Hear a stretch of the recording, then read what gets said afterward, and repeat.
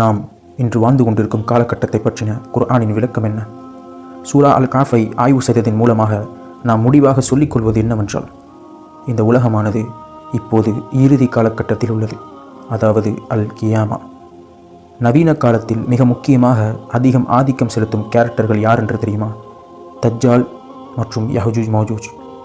நாம் இப்போது வாழ்ந்து கொண்டிருக்கும் மயக்கக்கூடிய, இறையாண்மையற்ற, ஒடுக்கக்கூடிய, மிகவும் ஆபத்துகளும் தீமைகளும் நிறைந்த இந்த நவீன உலகத்தில் நாம் கூடுதல் கவனம் செலுத்த வேண்டியவர்கள் இவர்கள்தான். அல்லாஹு ஆலம். நாங்கள் கூறுவது என்னவென்றால், எப்போது அல்லாஹ் சுப்ஹானஹு வ தஆலா கிப்லாவை ஜெருசலத்திலிருந்து மக்காவிற்கு மாற்றினானோ அப்போதிலிருந்து இறுதி காலகட்டம் துவங்கிவிட்டது. அல்லாஹ் கிப்லாவை மாற்றிவிட்டான் என்றாலே நபி முஹம்மத் ஸல்லல்லாஹு அலைஹி வஸல்லம் அவர்களின் தலைமையில் ஒரு புதிய உம்மத் பிறந்து விட்டது என்றுதான் அர்த்தம். பனி இஸ்ரவேலர்களை மாற்றிவிட்டு இப்ராஹிமுடைய மார்க்கத்திற்கு புதிய உம்மத்தை அல்லாஹ் தேர்வு செய்துவிட்டான். யூதர்கள் முஹம்மது நபி ஸல்லல்லாஹு அலைஹி வஸல்லம் அவர்களை இறுதி இறை தூதர் என்று ஏற்க மறுத்ததன் விளைவாக அவர்களுக்கு எஞ்சியிருந்த கொஞ்ச நெஞ்ச மதிப்பும் காணாமல் போய்விட்டது. நபி முஹம்மது ஸல்லல்லாஹு அலைஹி வஸல்லம் அவர்களை அரபுகளுக்கு அனுப்பப்பட்ட இறை தூதராக தான் இந்த யூதர்கள் பார்த்தார்கள். யூதர்களுக்கு நாங்கள் தான் இறைவனால் தேர்ந்தெடுக்கப்பட்டவர்கள், நாங்கள் தான் இறைவனின் பிள்ளைகள், எங்களின் சமூகத்திலிருந்து தான் இறை தூதர் வர வேண்டும் என்ற பிடிவாதத்துடன் நபி அவர்களை ஏற்க மறுத்தார்கள். யூதர்கள் நேரடியாக முஹம்மது நபி ஸல்லல்லாஹு அலைஹி வஸல்லம் அவர்களை இறை தூதராக ஏற்க மறுத்தும் அவர்களுக்கு அருளப்பட்ட புனித குர்ஆனை ஏற்க மறுத்ததன் விளைவாகவும் அல்லாஹ் சுப்ஹானஹு வ தஆலா தஜ்ஜாலையும் யஹ்ஜூஜ் மஜூஜ்களையும் வெளிவர செய்துவிட்டான். ஆதலால் இறுதி காலகட்டமானது ரசூல் ஸல்லல்லாஹு அலைஹி வஸல்லம் அவர்களின் காலத்திலிருந்தே துவங்கிவிட்டது.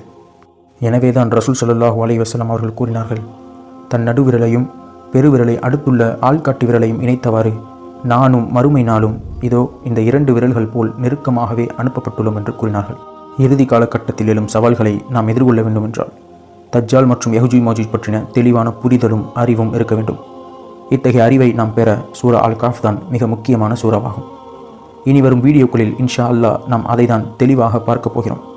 அடுத்ததாக இந்த சூரா அல் காஃபை ஆய்வு செய்ததன் மூலமாக நாங்கள் கூற வருவது என்னவென்றால், ஒவ்வொரு மூமின்களும் தங்களின் ஈமானை தற்காத்து கொள்ள இந்த நவீன காலத்து இறையாண்மையற்ற நகரங்களை விட்டு வெளியேறி வெகு தூரம் இருக்கும் முஸ்லிம் கிராமங்களுக்கு புலம்பெயர்ந்து செல்ல வேண்டும்.